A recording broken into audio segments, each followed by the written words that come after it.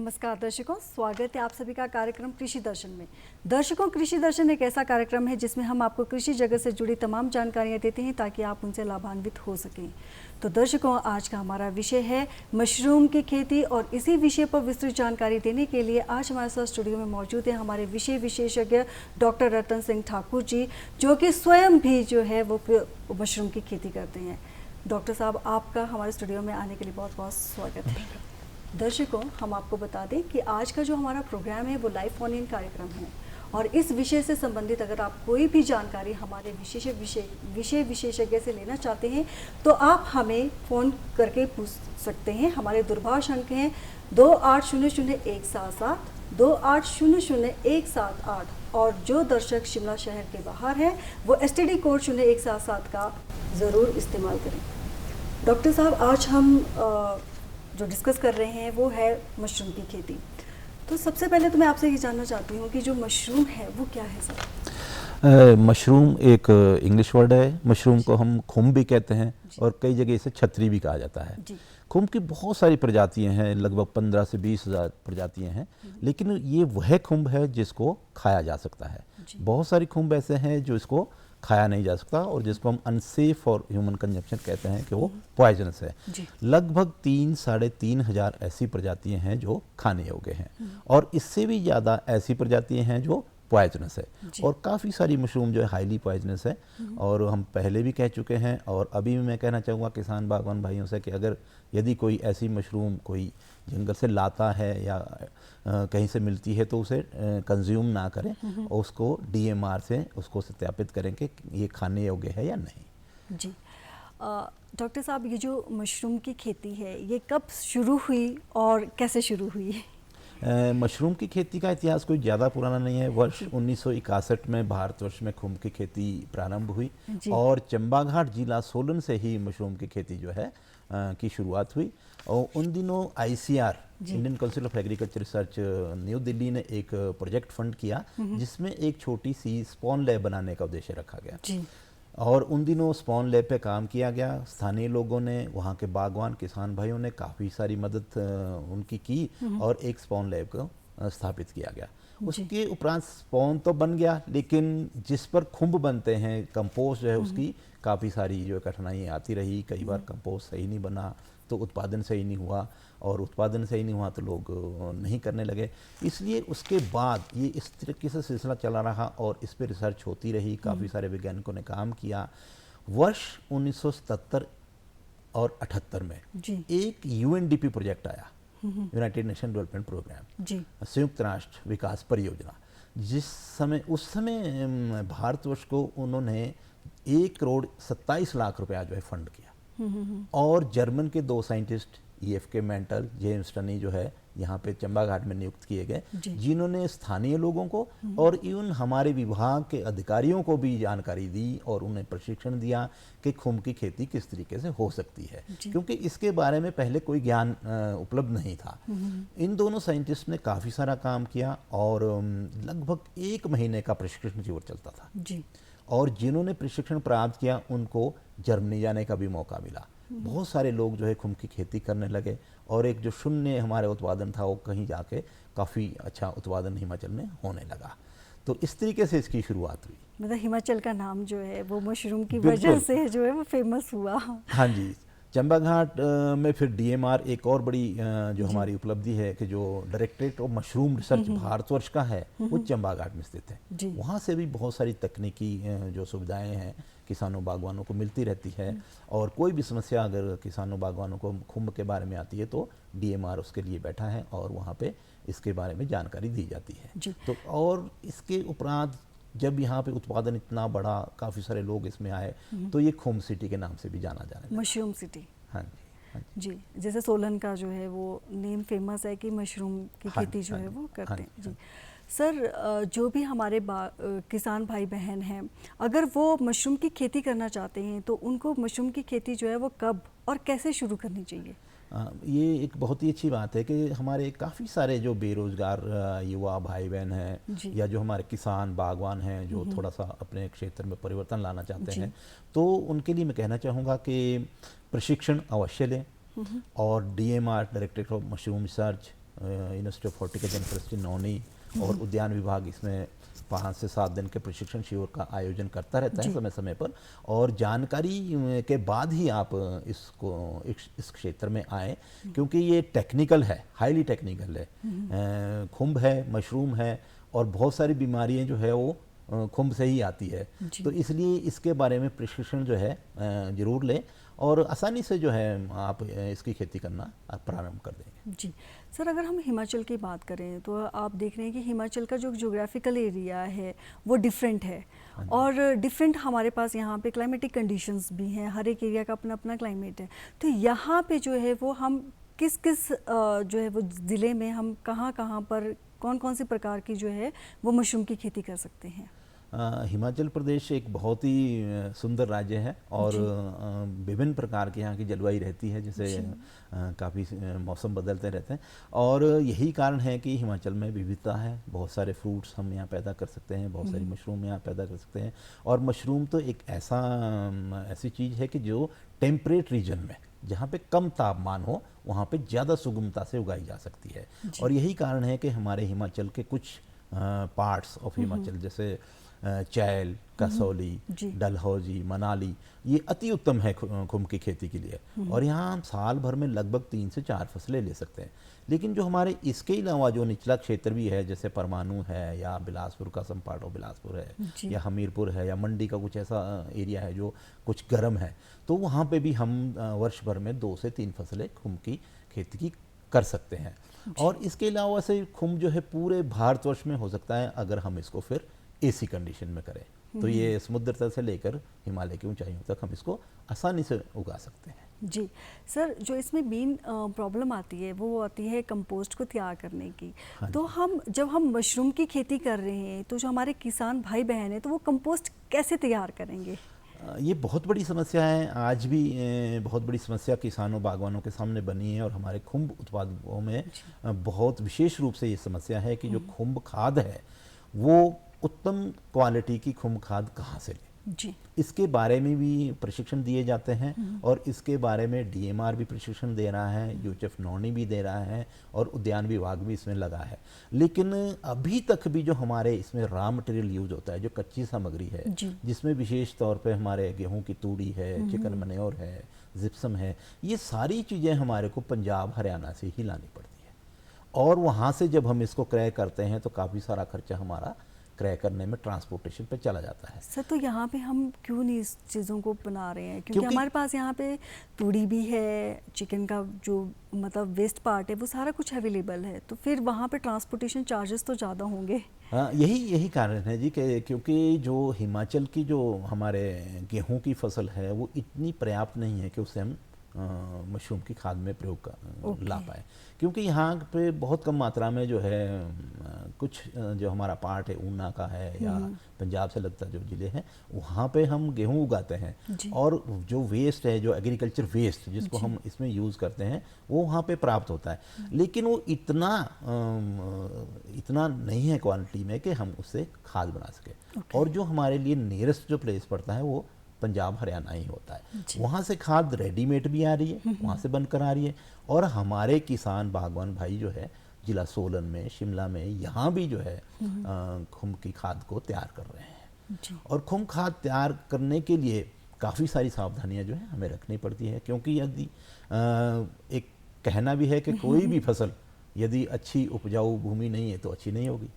यही कारण है कि यदि हमारे कंपोस्ट अच्छा नहीं है तो हमारी प्रोडक्शन भी अच्छी नहीं होगी।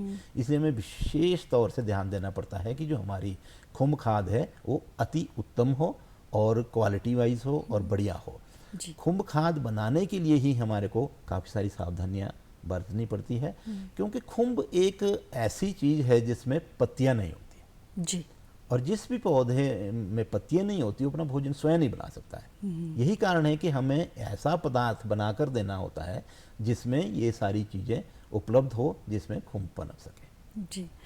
जी हाँ दर्शकों, हम आपको बता दें कि आज का प्रोग्राम जो है वो लाइव फोन इन कार्यक्रम है, और आप जो है वो इस विषय से संबंधित अगर आप कोई भी जानकारी हमारे विषय विशेषज्ञ से पूछना चाहते हैं तो आप हमारे स्टूडियो में फ़ोन करके पूछ सकते हैं। हमारे दूरभाष अंक हैं 2800-177, 2800-178 और जो हमारे दर्शक शिमला शहर के बाहर हैं वो STD कोड 0177 का इस्तेमाल करें। सर, अभी आपने बताया कि कंपोस्ट जो है वो हमें बिल्कुल सावधानी से बनानी पड़ती है। तो इस कंपोस्ट को बनाने के लिए जो है वो क्या फार्मर्स को कोई ट्रेनिंग प्रोग्राम्स जो है वो करवाए जाते हैं कि ताकि उनकी जो कंपोस्ट है या जो वो मशरूम की खेती कर रहे हैं उसकी जो आउटपुट है वो अच्छी निकले? बिल्कुल। हर विषय पर जैसे इसमें 3 कंपोनेंट होते हैं। यदि हम खुम्ब की खेती करना चाहते हैं तो हम सबसे पहले स्पॉन, जो बीज कहाँ से उपलब्ध हो, उसके बाद आता है कंपोस्ट और उसके बाद आती है प्रोडक्शन। तो यदि कोई कंपोस्ट इकाई स्थापित करना चाहता है तो विभाग कंपोस्ट यूनिट बनाने के लिए एक 20 लाख का प्रोजेक्ट बनता है और जिसमें विभाग जो है 8 लाख की सहायता राशि प्रदान करता है। उसमें खुम्ब खाद बनाने की सारी तकनीकी जानकारी जो है हम किसान बागवानों को मुहैया करवाते हैं। और यदि नहीं बना पा रहे हैं तो किसानों को ये रेडीमेड ही खरीदनी पड़ेगी। जैसे उद्यान विभाग भी खाद देता है जिन्होंने भी खुम्ब की खेती करनी है। और दूसरे जो हमारे प्राइवेट यूनिट्स हैं जिन्होंने विभाग से ही जानकारी लेकर अपने यूनिट बनाए हैं वो भी खुम्ब खाद की आपूर्ति जो है लोगों को करवा रहे हैं। लेकिन ध्यान ये रखें कि खुम्ब खाद में जो विशेषताएं हैं वो होनी जरूरी है। और यदि किसी भी किसान बागवान को लगे कि ये खुम्ब खाद सही है या उत्तम क्वालिटी की नहीं है तो वो उसका सैंपल जो है DMR को दे सकता है और उसकी जांच करवा सकता है। जांच पूरी होने के बाद वो निश्चित तौर से वहाँ से खाद खरीदें और तभी जाके उसमें प्रोडक्शन करें।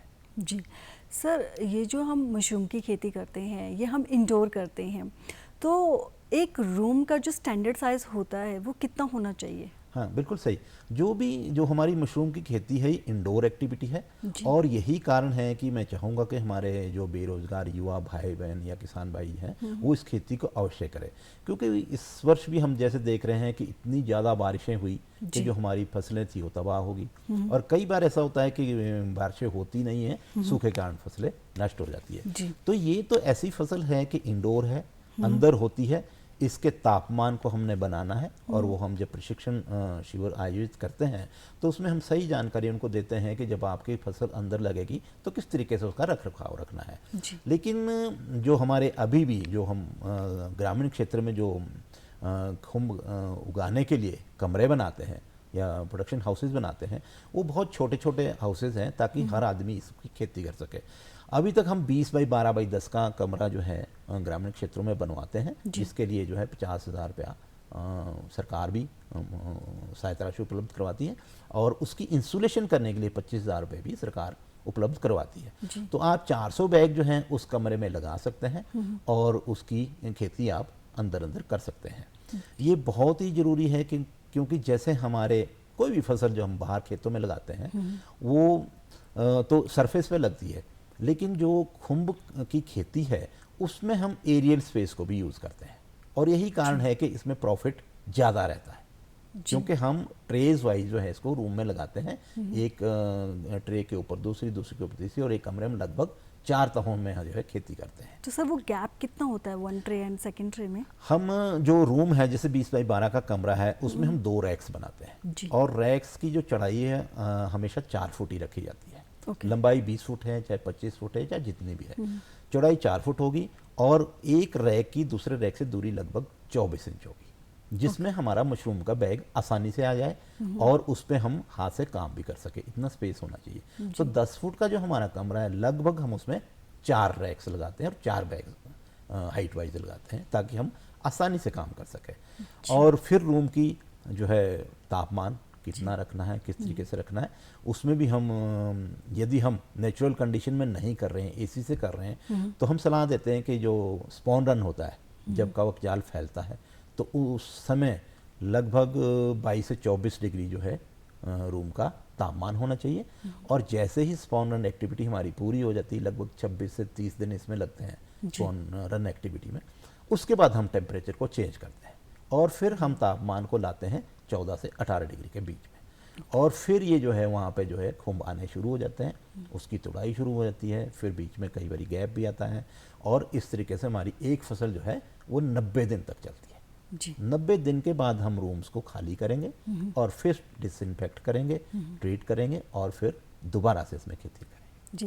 तो सर जैसे आपने बोला कि हम दोबारा से डिसइंफेक्ट करेंगे दोबारा से, तो सर मशरूम की खेती को स्टार्ट करने से पहले हम रूम को किस तरह से ट्रीट करते हैं सर? हाँ जी, ये जो जैसे अभी भी बात कर रहा था मैं कि जो खुम्ब है ये मशरूम है, जिसे मशरूम ही कहते हैं, और मशरूम और ये जो फंगस है इसी से बीमारियाँ फैलती है जी। जब भी हम फसल लगाएंगे तो हम पहले तो रूम की सफाई करेंगे, वाइट वॉश करेंगे, उसके बाद उसमें हम बेबिस्टिन घोल का स्प्रे करते हैं 1% बेबिस्टिन 1 ग्राम पर लीटर ऑफ वाटर में किसी भी स्प्रे पंप से पूरे रूम की में हम स्प्रे कर देते हैं, और उसके उपरांत सबसे लास्ट में हम फॉर्मेलिन से इसका ट्रीटमेंट करते हैं। फॉर्मेलिन हम रूम ट्रीटमेंट के लिए लगभग 2%, 2 लीटर फॉर्मेलिन 100 लीटर पानी में जी।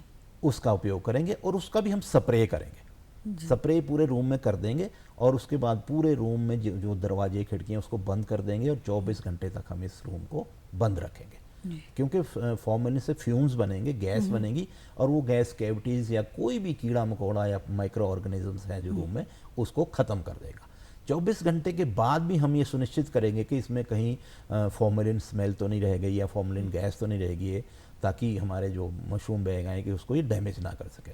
तो इंश्योर करेंगे कि अगर यदि अंदर स्मेल आ रही है तो हम रूम को थोड़ा खुला रख देंगे, और जब हमें ये पूरी तरह से जानकारी हासिल हो जाए कि रूम अब हमारा फॉर्मेलिन फ्री है, तभी हम उसमें जो है बैग को लगाएं। जी सर, हम अक्सर जो है वो मशरूम के ऊपर जो है वो डिफरेंट टाइप्स ऑफ जो हमारे इंसेक्टिसाइड्स होते हैं या जो मक्खियाँ होती हैं, कई बार हम देखते हैं कि वो मशरूम के ऊपर होती हैं, तो जिससे जो है वो हमारी जो मशरूम की खेती होती है उसकी आउटपुट भी उससे जो है वो प्रभावित होती है। तो हम किस तरह से जो है वो अपने मशरूम के प्लांट को ट्रीट करेंगे या उस रूम को ट्रीट करेंगे ताकि उसमें जो है वो डिफरेंट इंसेक्टिसाइड्स उसके ऊपर ना आए?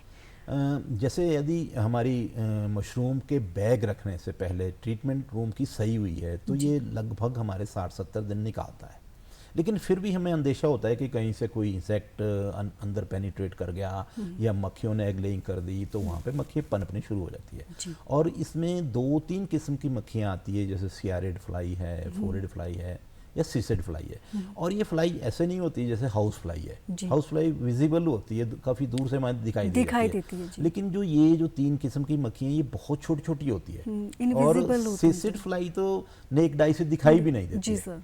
तो ये 2 और जो दूसरी मक्खियाँ हैं ये हमें दिखाई देती है, और ये कई बार इसका प्रकोप इतना बढ़ जाता है कि हमारे मशरूम के जो उपज आ रही है उसको भी डिटीरियोरेट करते हैं, उसको डैमेज पहुंचाते हैं, और अल्टीमेटली हमारी प्रोडक्शन पे फ़र्क पड़ता है।